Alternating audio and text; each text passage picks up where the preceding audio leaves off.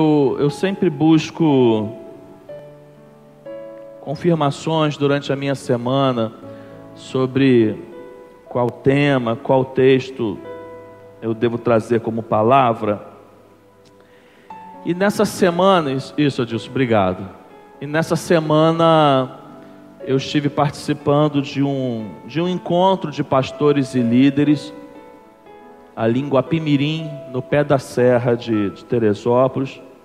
Pastor Júnior e o Mateus Carvalho estiveram comigo nesse encontro. E ali nós refletimos muito, durante os 2 dias que estivemos ali, nós refletimos muito sobre o nosso papel como igreja, sobre o ser igreja, sobre nossa missão, sobre nossa responsabilidade. É muito importante, irmãos, grave isso, é muito importante, de vez em quando, isso vale de forma individual, a gente refletir sobre o nosso papel como igreja. Quero que os irmãos prestem atenção nisso que eu disse aqui. É muito importante que de tempo em tempo a gente reflita sobre o nosso papel como igreja, sobre a nossa missão como igreja. Então essa semana isso ficou muito na minha cabeça, e aí eu digo que foi difícil porque a gente tem todo um planejamento de estilo de culto, estilo de liturgia. O domingo à noite não é um domingo, não é um tipo de culto que geralmente nós trazemos uma palavra para falarmos como igreja. Geralmente nós usamos um outro culto para esse tipo de palavra. E aí eu fiquei numa luta ali durante a semana, tentando buscar uma palavra para hoje que estivesse dentro do perfil de celebração, de liturgia que fazemos no domingo à noite. Mas o que estava no meu coração era o desejo de conversar com a igreja e refletir um pouco sobre o que é ser igreja, sobre o nosso papel como igreja, sobre nossa responsabilidade. Isso foi muito forte, foi muito mais forte do que qualquer outro texto, do que qualquer outra mensagem que eu pudesse preparar para esse momento. E nessa noite, nesse momento, irmãos, eu quero compartilhar com os irmãos um pouco desse pensamento do que é ser igreja. Abre aí sua Bíblia, Evangelho do Senhor Jesus Cristo segundo escreveu Marcos. O Evangelho escrito por Marcos, Evangelho do Senhor Jesus escrito por Marcos, capítulo 6, versículos de 30 a 44.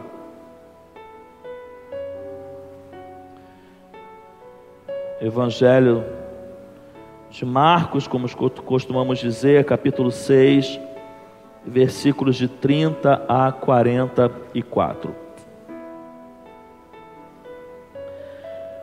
Os apóstolos reuniram-se a Jesus e lhe relataram tudo o que tinham feito e ensinado. Havia muita gente indo e vindo, ao ponto de eles não terem tempo para comer. Jesus lhes disse: venham comigo para um lugar deserto e descansem um pouco. Então eles se afastaram num barco para um lugar deserto. Mas muitos dos que o viram retirar-se, tendo-os reconhecido, correram a pé de todas as cidades e chegaram lá antes deles. Quando Jesus saiu do barco e viu uma grande multidão, teve compaixão deles, porque eram como ovelhas sem pastor. Então começou a ensinar-lhes muitas coisas. Já era tarde e por isso seus discípulos aproximaram-se dele e disseram: este é um lugar deserto e já é tarde. Manda embora o povo para que possa ir aos campos e povoados vizinhos comprar algo para comer. E ele, Jesus, lhes respondeu: deem-lhe vocês algo para que eles possam comer. Eles disseram: isto exigiria 200 denários. Devemos gastar tanto dinheiro em pão e dar-lhes de comer? Perguntou então Jesus: quantos pães vocês têm? Verifiquem. Quando ficaram sabendo, disseram: 5 pães e 2 peixes. Então Jesus ordenou que fizessem todo o povo assentar-se em grupos na grama verde. Assim eles se assentaram em grupos de 100 e de 50. Tomando os 5 pães e os 2 peixes, e olhando para o céu, deu graças e partiu os pães. Em seguida entregou aos seus discípulos para que os servissem ao povo, e também dividiu os 2 peixes entre todos eles. Todos comeram e ficaram satisfeitos, e os discípulos recolheram 12 cestos cheios de pedaços de pão e de peixe, e os que comeram foram 5.000 homens. Pai, nós oramos ao Senhor nesse momento, o momento em que acabamos de ler a Tua palavra. Senhor, o nosso desejo, ele é específico, a nossa oração é específica. Senhor, fala conosco, ministra aos nossos corações, desperta a Tua igreja através desta palavra. Nós oramos em nome de Jesus, amém e amém. Irmãos, rapidamente, presta atenção aqui nesse texto e vamos relembrar aqui tudo que nós acabamos de ler, para que a gente fixe a nossa mente naquilo que vamos ministrar. O capítulo 6 do Evangelho de Marcos, esse texto que nós lemos a partir do versículo 30, narra um dos milagres de Jesus, um dos textos mais conhecidos da palavra de Deus, o momento em que Jesus multiplica 5 pães e 2 peixes. Ele é narrado por todos os outros evangelistas, e nós temos esse relato, esse texto como multiplicação dos pães, dos milagres de Jesus. Você não precisa fazer isso, mas se você voltar alguns versículos antes do que lemos, se você for lá no início do capítulo 6 do Evangelho de Marcos, você vai ver que algo está acontecendo ali, e que esse momento que nós acabamos de ler é uma continuidade disso. O que está sendo narrado no início do capítulo 6 do Evangelho de Marcos? Está narrado que Jesus junta os seus discípulos e os envia para uma missão, vamos dizer assim, irmãos, de evangelização. O Senhor Jesus reúne os seus discípulos, manda eles de 2 em 2, para que eles pudessem ir nos povoados, bater de porta em porta e levar o Evangelho a essas casas. E Jesus os envia, os abençoa, e os discípulos vão ali cumprindo a ordem e a missão que receberam de Jesus. Quando chega no versículo 30, que é onde nós lemos, os discípulos estão voltando dessa missão, e a Bíblia diz que ao voltarem, eles estavam cansados. Grave isso, eles estavam cansados, o texto nos dá essa informação. Jesus, sensível aos seus discípulos, percebendo e entendendo que eles estavam cansados, Jesus propõe que eles descansassem. É como se Jesus tivesse proposto uma folga aos discípulos, um tipo de férias. Olha, nós vamos para um lugar, vamos nos afastar um pouco da multidão, porque eu estou vendo que vocês estão cansados e vocês precisam descansar. E Jesus faz todo esse planejamento, um planejamento de descanso, um planejamento de férias. Ele queria dar um descanso aos seus discípulos. É como se você fosse preparar uma viagem, né? Um momento em que você possa descansar. E Jesus faz isso, né? Os discípulos preparam os barcos. Jesus já imagina para qual lugar ele vai com seus discípulos.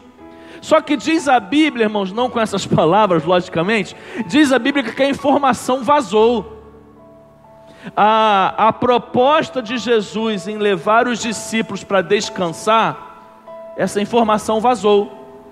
A multidão ficou sabendo disso, e já sabiam qual era até o lugar em que Jesus ia com os seus discípulos para descansar. O que a multidão fez?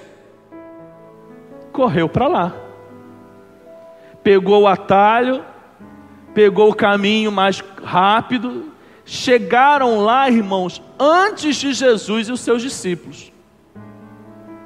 Vai imaginando o que eu estou narrando. Os discípulos cansados, Jesus percebe que eles estão cansados, percebe que eles precisam de um tempo para descansar, vai com eles, e quando eles chegam no lugar, que eles saem do barco, colocam o pé na areia, quem está lá, irmãos? A multidão, feliz da vida, aguardando Jesus e os discípulos.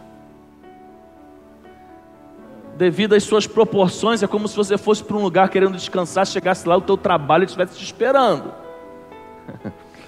É como se você quisesse buscar um momento de refúgio, para você estar a sós, e você chega lá, está um monte de gente. E todo mundo fazendo a festa lá, porque estão te esperando. E você cansado. E você querendo descansar. E qual é a atitude de Jesus? Aquilo que quando lemos, se tratando de Jesus, não nos espanta. Uma atitude totalmente esperada de Jesus. Jesus desce do barco, para onde está a multidão, e fica ali atendendo um por um, pedido por pedido. E Jesus começou a curar de novo os enfermos, e atendendo a todos aqueles que iam até Ele. Porque, vai dizendo o texto bíblico, porque segundo Jesus, eles eram como ovelhas sem pastor. E Jesus perde a hora ali, irmãos. Aí imagina agora, vai imaginando tudo isso. Imagina agora lá os discípulos num grupinho, conversando, vendo Jesus lá, e começa a rolar aquele papo: a gente não ia vir aqui para descansar? A proposta não era a gente tirar férias?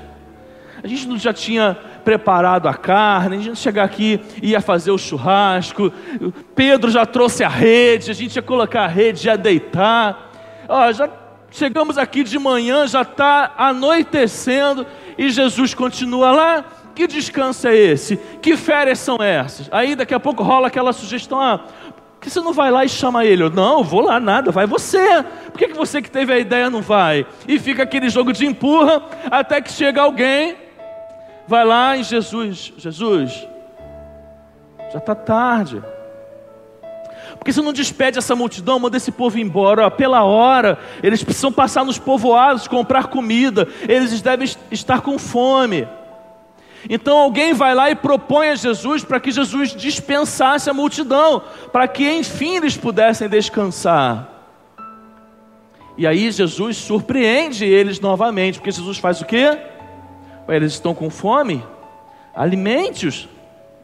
Deem de comer para todos eles. Aí os discípulos entram em crise: Senhor, nós somos 12, aqui tem 5.000 só homens, fora mulheres e crianças.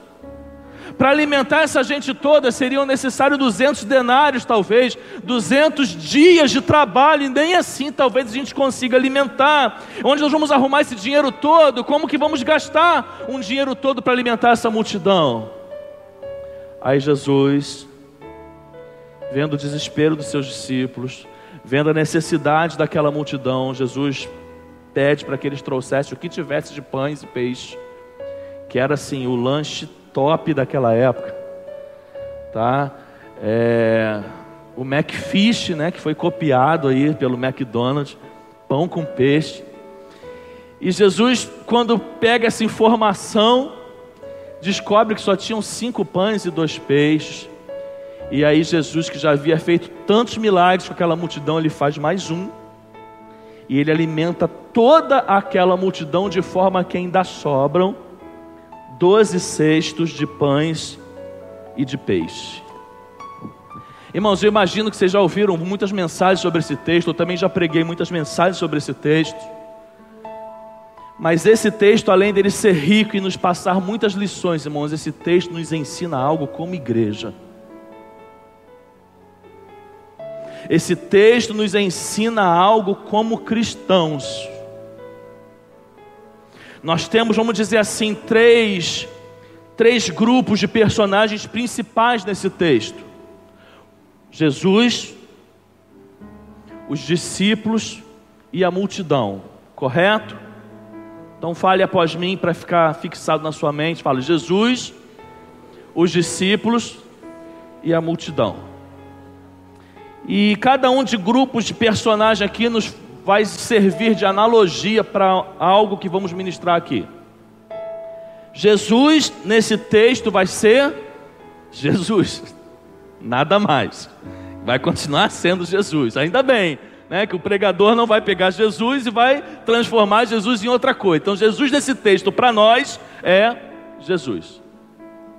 Os discípulos nesse texto, irmãos, para nós é a igreja. Quem é a igreja? Mas quem é a igreja hoje? Então, os discípulos nos representam. E a multidão aqui, irmãos, representa o mundo. Representam todas aquelas pessoas que não fazem parte desse corpo. E a gente vai conversar um pouquinho aqui. Por quê? Porque você percebe como que Jesus lida com essa multidão. E a multidão é quem? A multidão é quem? Você percebe como que Jesus lida com essa multidão? Como que Jesus interage com essa multidão? Como que Jesus se comporta diante dessa multidão? Então, o que Jesus nesse texto faz em relação a essa multidão vai servir de inspiração e de ensinamentos para nós como igreja, como devemos nos relacionar com o mundo, com a multidão.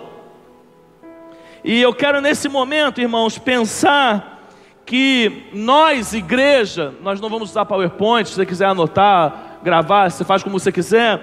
Nós, igreja, irmãos, hoje somos os pequenos cristos da multidão. Repita comigo, por favor. Nós somos os pequenos cristos da multidão.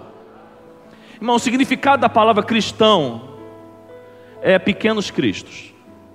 O significado grego dessa palavra, que todos nós conhecemos, é pequenos cristos. Então, cristãos significa pequenos cristos. Sendo que eu disse aqui no início, irmãos, que é muito importante a gente pensar sobre a nossa vida como igreja, a gente refletir sobre a nossa vida como igreja, porque em alguns momentos, irmãos, se nós perdemos o direcionamento do que é ser igreja, eu acho que tudo pode desandar, tudo pode dar errado no nosso meio eclesiástico. Basta que eu e você nos perdemos do que realmente significa ser cristãos. E cristãos, irmãos, não precisa buscar nenhuma outra palavra, basta buscar apenas o significado dessa palavra. Cristão significa os pequenos cristos.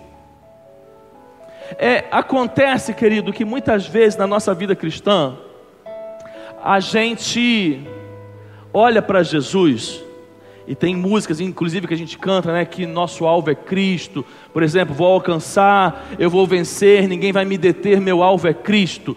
Muitas vezes a gente olha, queridos, para esse alvo que nós entendemos, que nós cantamos como Cristo. E às vezes a gente involuntariamente pode se perder quando a gente começa a pensar que Cristo, queridos, é um lugar ou é algo em que eu preciso chegar, em que eu preciso alcançar. E aí já começa um pouco a gente se perder no que é ser cristão. Porque Cristo não é algo que você deve alcançar, Cristo é algo que você deve se tornar. Porque Cristo para nós, queridos, é exemplo, é referência de vida. Então Cristo não é um lugar que eu quero chegar, Cristo não é aquilo que eu quero alcançar, mas Cristo é aquilo que eu preciso me tornar. De modo que olhar para esse texto como Jesus olha para a multidão, e olhar para a multidão como o mundo hoje, o nosso mundo, no nosso convívio, querido, significa que eu e você temos como missão, como igreja, sermos o Cristo da multidão. Porque Cristo, querido, é aquilo que uma vez engajado na vida cristã, é aquilo que dia após dia eu preciso me tornar. Amém, irmãos? Cristo é aquilo no qual eu preciso me tornar. Cristo é mais do que um lugar onde eu quero chegar. Cristo é mais do que um alvo a ser alcançado. Cristo é referência de vida para o crente, em quem ele precisa se tornar.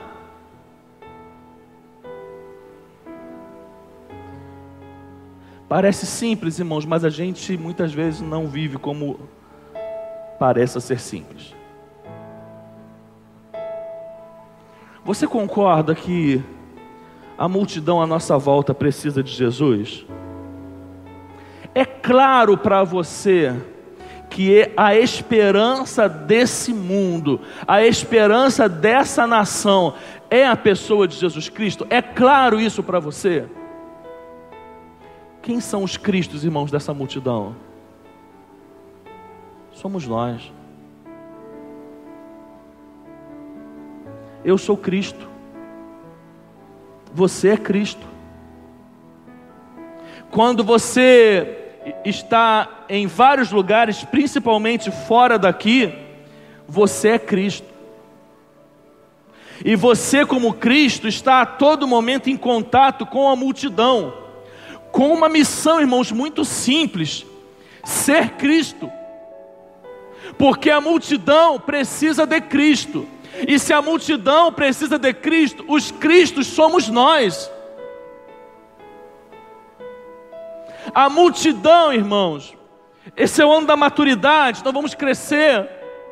A multidão no qual nós lidamos com ela, ela não precisa que você coloque uma mão na cabeça dela e diga: Jesus Cristo, tome conta dessa pessoa, abençoe essa pessoa, mude essa pessoa. A multidão que eu e você lidamos não precisa disso. A multidão que eu e você convivemos e lidamos precisa olhar para nós e ver Cristo em nós, e vendo Cristo em nós, encontrar a transformação que elas tanto necessitam.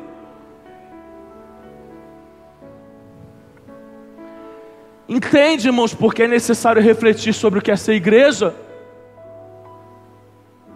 Cristo é muito mais do que o seu discurso e o meu discurso. Cristo é muito mais do que a frase que eu anuncio e a frase que você anuncia.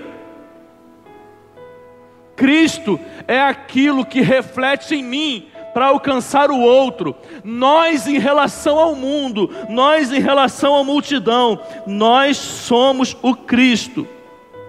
Nós somos os Cristos da multidão.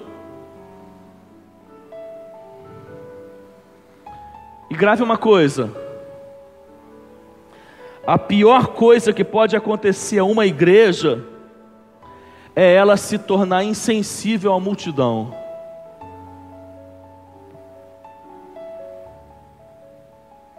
A igreja não pode fechar os olhos para a multidão. Percebam que às vezes, irmãos, nós somos direcionados por esse evangelho que muitas vezes nós mesmos pregamos. Nós somos muitas vezes direcionados, irmãos, a vivermos uma vida onde a gente venha romper com a multidão.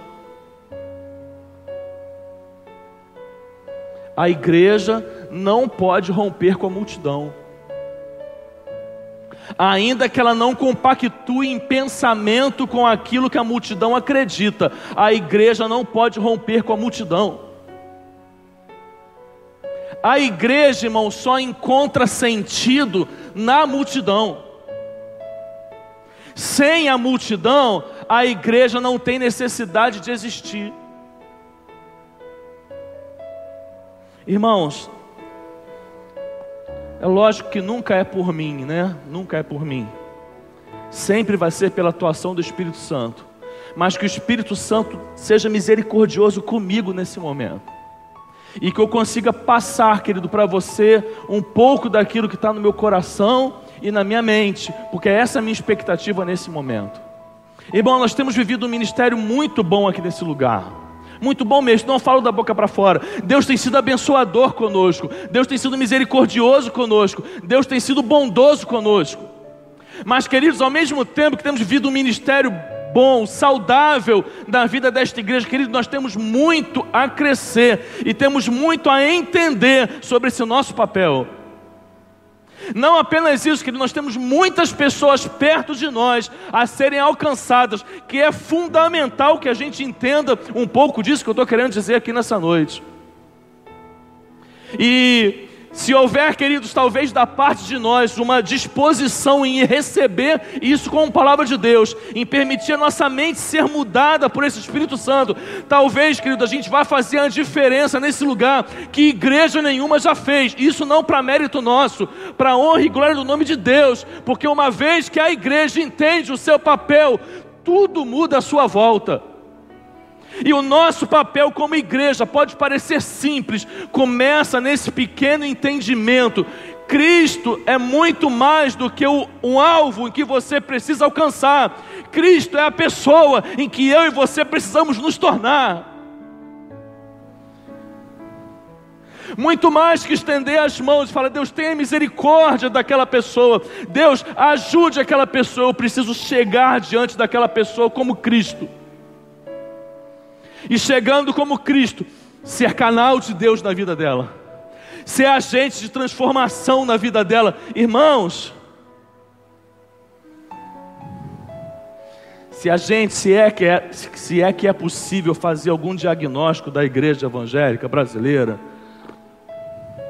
uma das coisas mais terríveis que aconteceu com a igreja evangélica brasileira é isso, é perder o foco nisso. Se tem uma coisa que talvez agrade ao inferno, agrade ao diabo, é quando a igreja se perde nisso. Por quê, irmãos? Porque se eu não vejo Cristo como algo que eu preciso me tornar, como vai ser o meu evangelho? Vai ser individualista, vai ser egoísta. Por quê? Porque Cristo está lá, e por Cristo estar lá, lá é o lugar onde eu quero chegar, é Ele que eu quero alcançar. Então não importa mais ninguém, importa que eu estou aqui e eu preciso chegar em Cristo. Cristo é aquele que eu preciso me transformar. E aí, feito isso, irmãos, quero pensar mais algumas coisas nesse texto, que talvez entendo que possa também ser palavra de Deus para nós, em função de algumas coisas que estamos vivendo. É que esse texto nos ensina, irmãos, que se nós somos os pequenos cristos dessa multidão, ainda que cansados, porque o cansaço pode chegar na nossa vida, nós não podemos deixar de fazer o bem. Eu vou falar devagar porque eu quero que você entenda. Diga após mim: nós somos os pequenos cristos da multidão. E sendo assim, ainda que cansados, não podemos deixar de fazer o bem. Volta aqui comigo. Jesus, o texto abre esse capítulo dizendo que os discípulos foram para uma missão. Quando chega no versículo 30, que é onde nós iniciamos nosso texto, os discípulos estavam cansados. E é normal que a gente se canse, principalmente aquele que faz a obra de Deus. Deixa eu falar uma coisa aqui, não tem o menor problema de a gente dizer isso. Quando começou o nosso ano eclesiástico? Março. Março acabou, faz pouco tempo. Correto? Ainda não tem um mês que nós abrimos o ano eclesiástico. Abrimos o ano eclesiástico dia 17 de março. Hoje são 14. Ainda vai fazer um mês que abrimos o ano eclesiástico. É possível que já tenham pessoas aqui cansadas. É totalmente compreensível que já tenham pessoas aqui cansadas. E não foi nem carne nem sangue que me revelou, não, irmãos. Porque se cansar no envolvimento com o reino é algo totalmente possível. Então a gente se envolve igual os discípulos se envolveram, e a gente se cansa. E esse cansaço, irmãos, ele pode vir de várias formas. Um exemplo possível é o cansaço físico. Até porque muitos dos que aqui se envolvem com a obra também tem seu trabalho, tem família, tem tantos outros afazeres para fazer, tem os problemas da vida, tem as situações que precisam cuidar de determinadas coisas, e muitas vezes isso reflete no físico, e as pessoas fazem muitas vezes a obra cansadas fisicamente. Mas pode ser também, queridos, que esse cansaço seja um cansaço por insatisfação.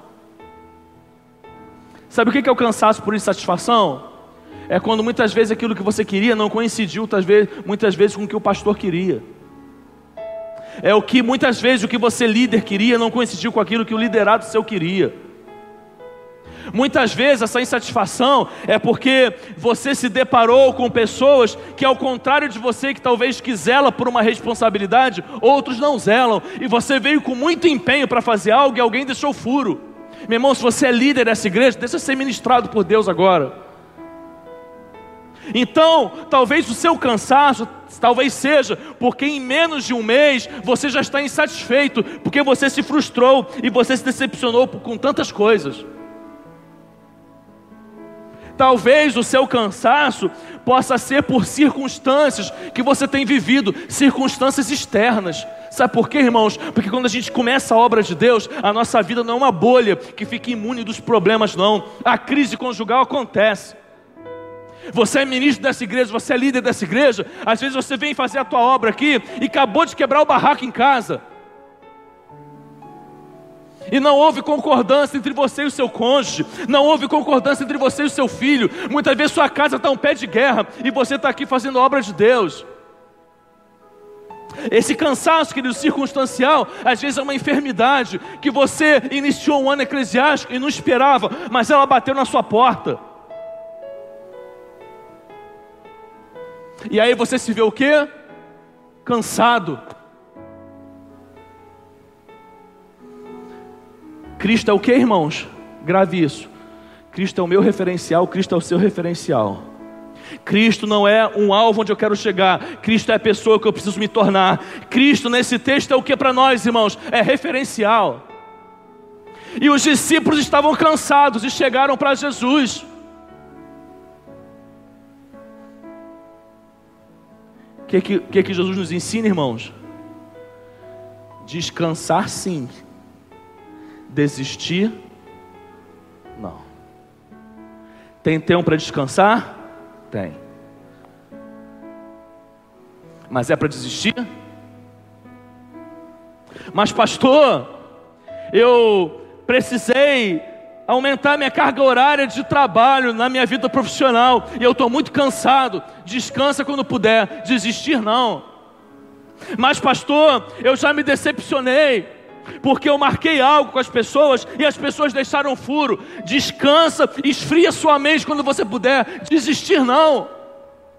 Mas pastor, alguém da minha casa, alguém da minha família, ou eu mesmo, estou enfermo, estou lidando com uma enfermidade. Meu irmão, minha irmã, cansar sim, se tratar sim, fazer o que precisa ser feito sim, desistir não. Desistir não. Coloque as suas dificuldades diante de Jesus. Jesus vai ver e muitas vezes vai ser palavra dele para você, meu irmão. Descanse, mas não desista. Pega a sua Bíblia aí. Vai lá em 1 Samuel capítulo 23. Eu não vou ler o texto, eu vou explicar sobre ele. Fica com ela aberta. Esse capítulo, 1 Samuel 23, narra um episódio do rei Davi. Os personagens principais são, nesse capítulo, uma cidade chamada Keila. Não é uma pessoa, é uma cidade, tá? Uma cidade chamada Keila. Davi e Saul. Sabe o que está acontecendo nesse texto?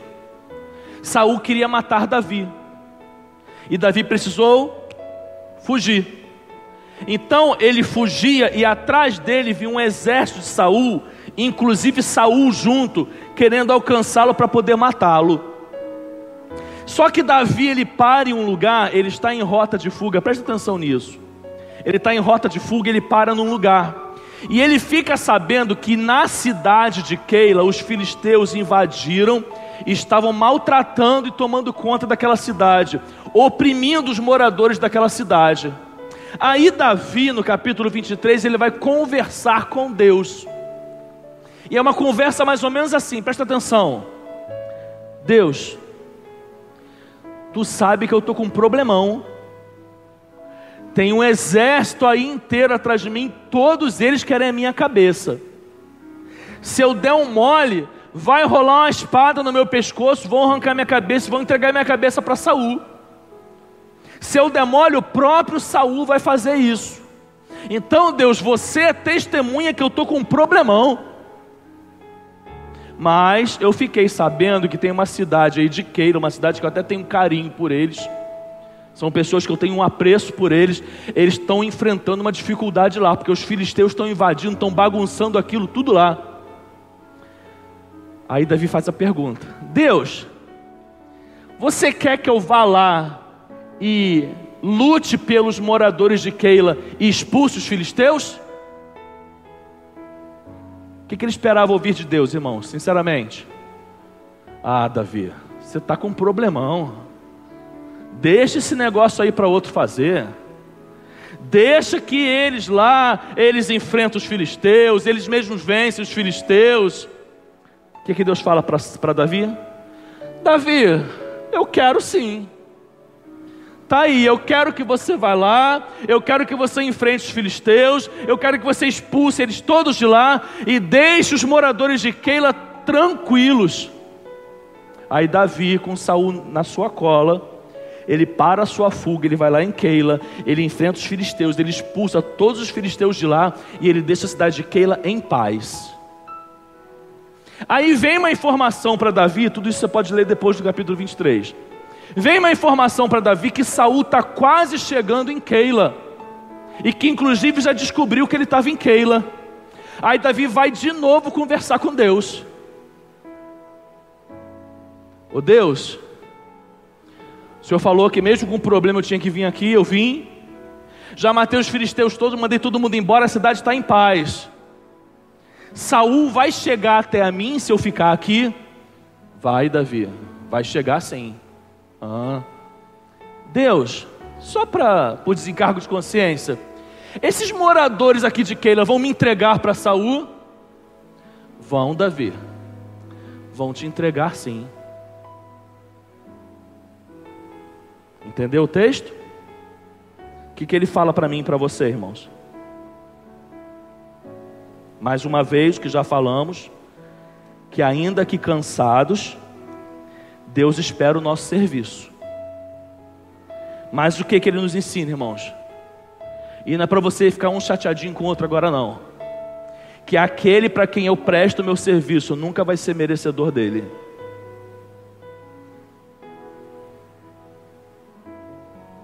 Entendeu isso?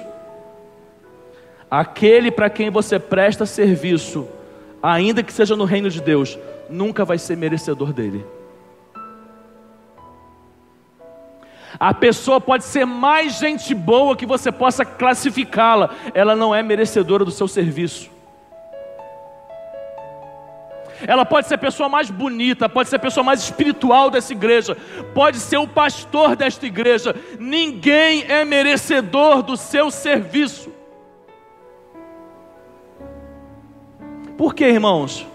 Porque o evangelho é graça. Qual é o significado de graça? Favor imerecido. Se eu faço em nome de, eu estou fazendo para ele, querido. Se eu faço para ele, é favor imerecido. Aquele que está recebendo não merece. Você que é ministro dessa igreja, você que é líder dessa igreja, você que serve no ministério dessa igreja, aquele a quem você serve não é merecedor do seu serviço. Não é merecedor do seu serviço. Mas mesmo com problema, sirva, porque você não serve em primeiro lugar a Ele, você serve em primeiro lugar a Deus. Você serve em primeiro lugar ao Pai que está nos céus. Você serve em primeiro lugar àquele que morreu na cruz para te salvar. O seu irmão é consequência do seu serviço. Ele não é o fim principal do seu serviço. O fim principal do seu serviço é o amor à cruz, é o amor ao Evangelho, é o amor que você tem à pessoa de Cristo Jesus.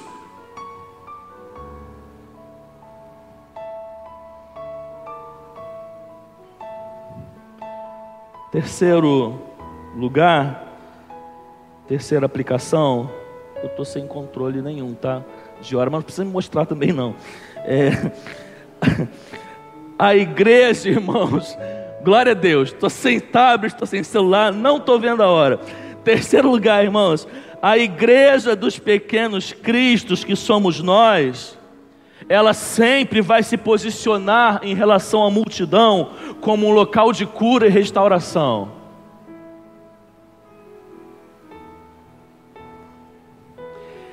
O evangelista Mateus, ao narrar esse mesmo texto, se você quiser anotar, só por informação, está lá em Mateus 14:14. Ao narrar esse mesmo milagre, ele vai dizendo, segundo as expressões de Mateus, que quando Jesus desembarcou na praia, ele teve compaixão da multidão e curou os seus doentes. Marcos vai usar a expressão porque eles eram como ovelhas sem pastor. Mateus vai fazer o seguinte relato: ele teve compaixão da multidão e curou os seus doentes.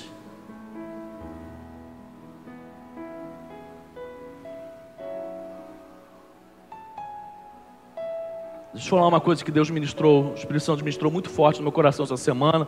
Não falei isso para ninguém, estou falando em púlpito aqui agora. Falei um pouco com o pastor Júnior e com o Mateus, mas não nessa profundidade. Eu tenho uma crise, irmão, eu tenho várias, né? Mas eu tenho uma crise ministerial aqui, vivendo aqui nessa igreja, vivendo aqui em Barra Mansa. É que o meu coração, queridos, desde a época de seminário, desde quando Deus me chama para o ministério, ele tem uma visão social. Eu não consigo desvincular evangelho de vida social. A igreja tem um papel social. Porque quando eu faço uma interpretação da vida de Jesus Cristo, a vida de Jesus Cristo é vivida para os menos favorecidos. Você pode questionar o que você quiser, mas se você entende de Bíblia, você vai ver que a vida de Jesus é focada nos menos favorecidos. Então, se eu sou pequeno Cristo, acabei de dizer, eu tenho que viver como Cristo, olhando para o menos favorecido. Isso é um papel da igreja, irmãos. Na minha opinião, nada disso vai mudar, isso é um papel da igreja. Só que eu tenho uma crise e fico um pouco frustrado, porque nesses 3 anos que eu estou aqui, eu não consegui desenvolver nada na área social, nada. Eu como líder desta igreja, eu como pastor dessa igreja, eu ainda não consegui conduzir essa igreja para nenhum projeto social, para nenhum trabalho social. Eu não consegui fazer nada de destaque nesse meio social. Fizemos algumas coisas, não estou dizendo que não fizemos nada, mas algo de destaque eu nunca consegui fazer. E junto a essa crise, querido, vem um diagnóstico. Você, para fazer algo numa igreja, você tem que poder entender bem o seu contexto. Não pode simplesmente copiar e colar, sair fazendo qualquer coisa. Aqui tem uma particularidade que a gente viu uma igreja de centro. Eu tive minha vida inteira criada numa igreja de bairro. Isso é completamente diferente. Então tem vários fatores que precisam ser analisados. Nossa vizinhança, queridos, não é uma vizinhança carente socialmente falando. Tem várias questões a serem analisadas. Mas eu me inquieto como pastor, como líder desta igreja, porque nunca fizemos até hoje um projeto grande na área social. Mas essa semana, queridos, enquanto trazia essa crise para dentro de mim, eu senti o Espírito Santo de Deus ministrar muito forte no meu coração sobre uma coisa. A área social que talvez eu tanto queira, como pastor, engajar esta igreja, talvez pela realidade dela não seja o dar comida, talvez não seja o dar roupa, mas seja tratar as questões emocionais, porque isso é uma das maiores carências sociais que existe no nosso mundo. Talvez o caminho para que essa igreja viva algo forte, de destaque na nossa comunidade, querido, seja se preocupando com as questões emocionais, questões de alma das pessoas, que aí, querido, não tem classe pobre, não tem classe média, não tem classe rica, todo mundo enfrenta. É o jovem, independente de ser pobre ou rico, que está tirando a sua vida. É adolescente que está cortando seu pulso. São pessoas que estão se suicidando. Por quê? Porque existe uma carência emocional. Talvez seja essa área que nós como igreja precisamos ser engajados. Talvez seja esse o caminho, seja essa resposta que talvez eu como líder de uma igreja precise, para que como líder eu possa levar uma igreja. Isso tem a ver com essa palavra, a igreja precisa ser um hospital. O problema é que a gente quer todo mundo viver como paciente. Aí fica ruim, né, irmãos? Um chega com a perna quebrada, outro chega com o pescoço torcido. Aí está todo mundo como paciente. Não, irmãos, eu venho, eu recebo cura, mas eu começo a ministrar cura, a ser agente de cura na vida de alguém. Irmãos, vamos nos despertar, queridos. O evangelho é muito mais do que sair da sua casa, vir para uma igreja, sentar no banco, assistir um culto. Nós precisamos como igreja nos despertar. A gente precisa olhar mais para o outro, a gente precisa se preocupar mais com o outro, a gente precisa parar de se preocupar só em si. Vamos parar de ver um evangelho egoísta e vamos pensar em todos, vamos olhar para todos e não olhar apenas para nós. Vamos ser sensíveis com aquele que está vivendo uma dor, para que eu possa caminhar junto a ele nessa dor. E caminhando junto a ele nessa dor, ser um ombro amigo, ser um braço estendido, ser uma força auxiliadora que ele precisa para carregar algo difícil, irmãos. Jesus chegou na praia, os discípulos cruzaram os braços, fizeram a reuniãozinha lá, aquela reuniãozinha que está todo mundo falando mal do líder. Está lá, pô, a gente vem para cá para descansar, e está aí no meio da multidão, e Jesus esquece a hora, irmãos. Ele esquece a hora. Ele está lá e vem um, ele cura, e vem outro, ele estende a mão e ele abençoa, vem outro, ele cura, e vem um paralítico, ele faz andar, vem um cego, ele põe a mão e faz enxergar. E as pessoas vão chegando com as suas carências, com as suas debilidades, com as suas limitações. Jesus vai curando, Jesus vai abençoando. Ei, o pequeno Cristo dessa cidade sou eu e você.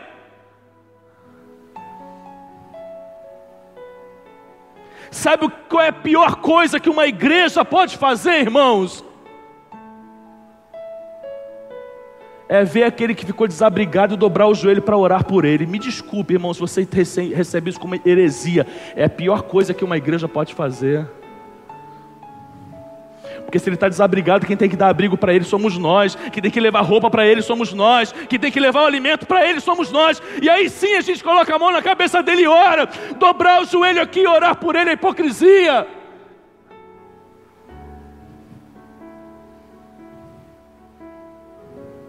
Se eu não sou auxílio para aquele que necessita, se eu não sou socorro, bem presente na hora da angústia para aquele que precisa, eu não sou igreja.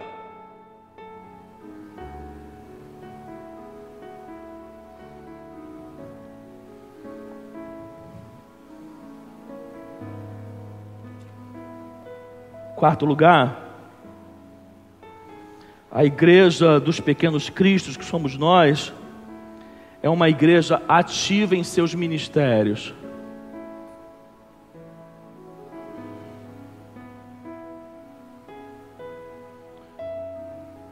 Tenham maturidade para entender o que eu vou dizer aqui, né, tá? Porque tem coisa que a gente precisa tomar muito cuidado para falar. Quando iniciei o ministério aqui 3 anos atrás, a igreja era uma igreja parada ministerialmente. Não estou fazendo isso como crítica, estou falando isso como uma constatação. A igreja é uma igreja parada. A igreja só se reunia aqui para os cultos. Raras vezes tinha uma programação ou outra ministerial. Então nós temos tido cuidado, querido, nesses 3 anos, montar uma estrutura ministerial nesta igreja. Para quê? Para que quando você chega aqui com a sua família, imagina uma família, um casal e 2 filhos, que é o perfil mais comum de uma família. O filho que é uma criança encontra um ministério para ele, o outro que é o jovem encontra um ministério para ele, você casal encontra um ministério para você como casal, o homem encontra um ministério para ele, a mulher encontra um ministério para ele, se tem alguém na melhor idade também encontra um ministério para ele. Então a igreja precisa ser uma igreja ativa ministerialmente. E esse texto também nos ensina sobre isso. Porque quando os discípulos, alguém toma coragem e vai a Jesus, despede essa turma aí. Ó, tá tarde. Eles devem estar com fome, precisam passar nos povoados para comprar comida. O que Jesus diz para eles? Alimente-os, sirva-os, dê-lhes de comer. O que é serviço, irmãos? É ministério. Ministério é serviço. É papel da igreja servir. Servir aos domésticos da fé e servir a comunidade. Também o que eu vou falar aqui não é desabafo de pastor, tá? Sabe qual é uma das coisas mais difíceis na vida ministerial? Encontrar o voluntariado para o serviço. Você sabe por que não tem mais ministérios nessa igreja? Porque não tem mais gente disponível para servir. Você sabe por que não tem mais pequeno grupo? Porque a maioria não quer sujar o chão da sua sala. Não entenda mal, irmãos. Porque a maioria não quer sujar o chão da sua sala para receber ninguém. Porque a maioria prefere dizer que não tem a menor condições de ter um pequeno grupo na sua casa. Sabe por que muitos ministérios muitas vezes não conseguem entregar algo com excelência no seu serviço? Porque não tem voluntariado. Sabe qual é a frase mais comum de se ouvir quando a gente convida alguém para trabalhar no ministério? Eu não tenho tempo. ou eu tenho outras prioridades. Às vezes, irmãos, a gente precisa fazer algumas constatações meio loucas. Às vezes eu chego a umas conclusões meio loucas. Quando eu olho para aqueles irmãos que estão aqui servindo, às vezes eu penso, olha lá, um bando de desocupado. Porque o outro que não está servindo está dizendo para mim que ele não pode servir porque ele é ocupado. Então aquele que está servindo é todo mundo desocupado. Ó, quando você vê alguém servindo, olha lá, está ali um desocupado. Só que não, né, irmãos? Só que não. Sabe o que o diabo tem ensinado aos crentes? Que a igreja é um shopping. E que ele vai lá para receber. E depois voltar para casa. Sabe o que o diabo tem feito na vida de muitos crentes? Tem ensinado a eles que se a igreja não tiver ar-condicionado, ele não pode ser membro não, nem frequentar lá, porque imagina no calor, né, cultuar sem ar-condicionado. Se a igreja não tiver um bom estacionamento, ainda mais se ela for no morro, né, se tiver que subir, ainda mais no dia de chuva, esquece, não vai nessa igreja não. Vai em outra que tem um estacionamento grande, você pode guardar teu carro, tem alguém que tome conta do seu carro. Olha, a igreja tem que ter um bom ministério infantil. Afinal de contas, eu vou para a igreja não é para ficar olhando o meu filho, né? Eu vou para a igreja para poder sentar, ficar confortavelmente, ter alguém cuidando do meu filho. Ó, mas a igreja ela tem que ter um bom ministério de louvor, porque não dá para cultuar sem um bom ministério de louvor. Mesmo um ministério de louvor ruinzinho lá, cantando, aí fica ruim. E o pastor ele tem que ser um bom pregador. Porque se ele não for um bom pregador, eu vou ouvir mensagem no YouTube, ou então eu vou para aquela igreja lá, porque lá tem um apóstolo, e o apóstolo lá prega que é uma beleza.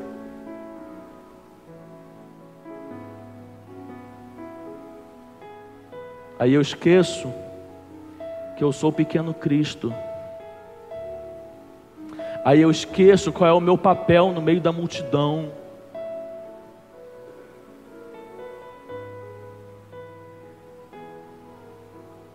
Vou terminar agora.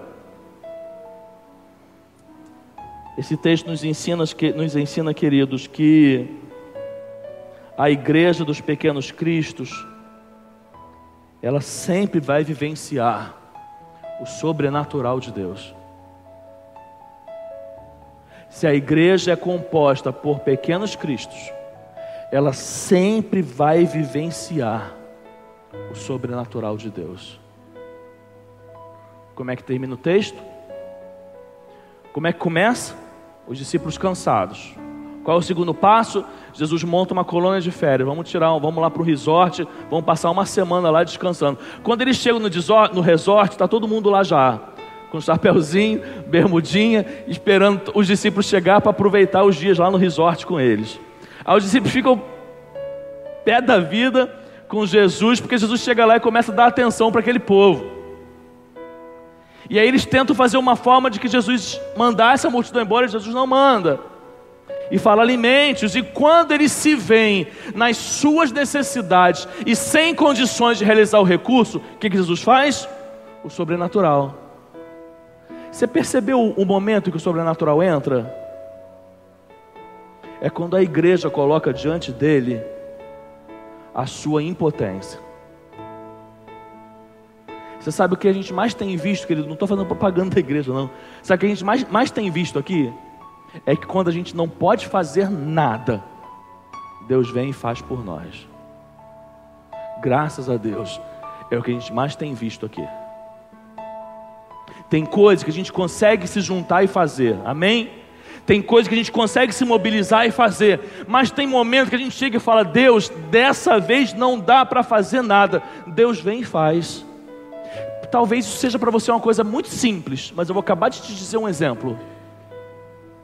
Hoje a igreja não tinha a menor condição, ainda que barato, de comprar um data show. Porque ele nos foi furtado, estávamos com um emprestado e sem condições no caixa de comprar um data show. É uma impotência que a igreja estava vivendo. O que Deus fez? Ele fez aquilo que a igreja não pode fazer. É muito simples isso. Mas o que eu estou falando vai do simples ao extraordinário. Qual é o nosso papel como igreja, irmãos? Dito isso, qual é o nosso papel como igreja?